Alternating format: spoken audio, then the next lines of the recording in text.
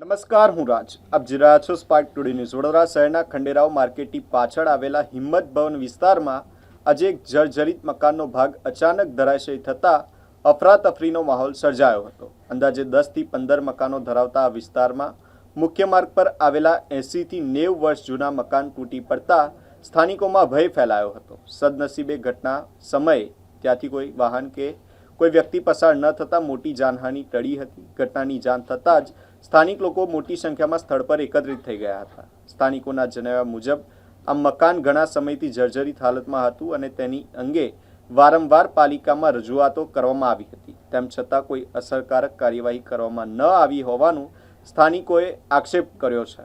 સ્થાનિકોનું કહેવું છે કે મકાન માલિકને પણ અનેક વખત જાણ કરવામાં આવી હતી, પરંતુ તેમની તરફથી કોઈ ગંભીરતા દાખવવામાં આવી નહોતી, જેના કારણે આજે આ ઘટના સર્જાઈ હોવાનું માનવામાં આવી રહ્યું છે. ઘટના બાદ આસપાસના રહેવાસીઓમાં ભયનો માહોલ જોવા મળી રહ્યો હતો. સ્થાનિકોએ શહેરના અન્ય જોખમી અને જર્જરિત મકાનોનું તાત્કાલિક સર્વે કરી યોગ્ય કાર્યવાહી કરવાની માંગ કરી છે.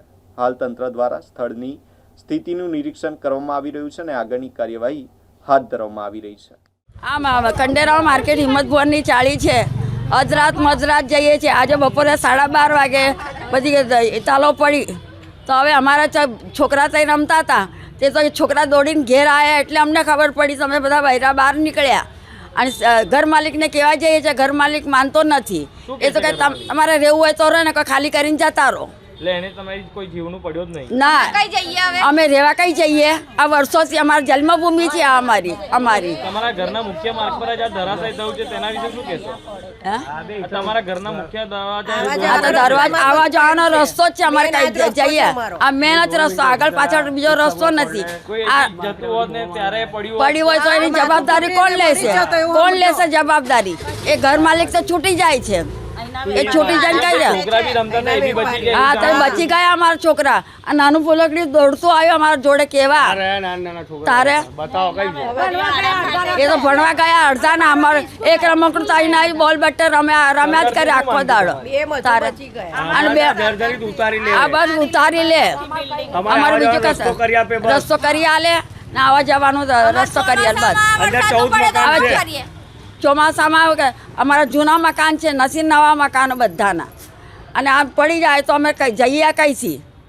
રસ્તો ગમે તે આ જ રસ્તાએ જવાનું ને આવવાનું છે. અમે જરાક કઈ ઘરનું રિપેરિંગ કામ કરીએ તો મકાન માલિક તરત દોડીને આવે છે ને હવે આ બધું પડે છે તો એને ટાઈમ નથી આવવાનો.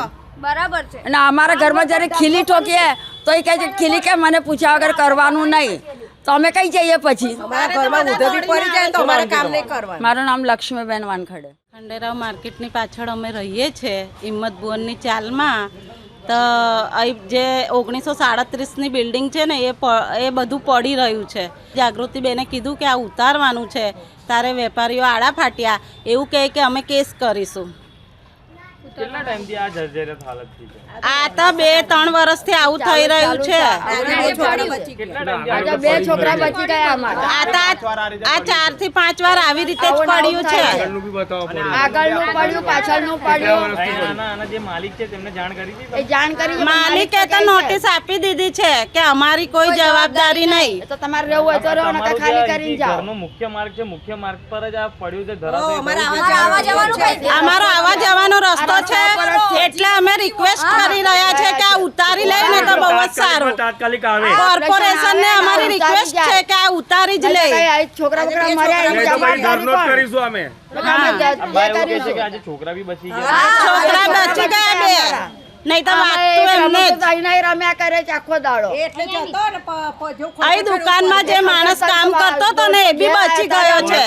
નહીં તો એને કોર્પોરેશન 2 વાર આવી હતી પણ આ વેપારીઓએ ના પાડી એટલે એ લોકોએ નહીં ઉતાર્યું. ના હટાવવામાં આવશે તો તમે શું કરશો? અમે કઈ આગળ બીજું પગલું લઈશું, કમિશનરની ઓફિસે જઈશું, મેયરને મળીશું. આજે ફેસલો ના આવે તો કાલે તૈયાર જઈશું બધા. આજે ના આવે છે.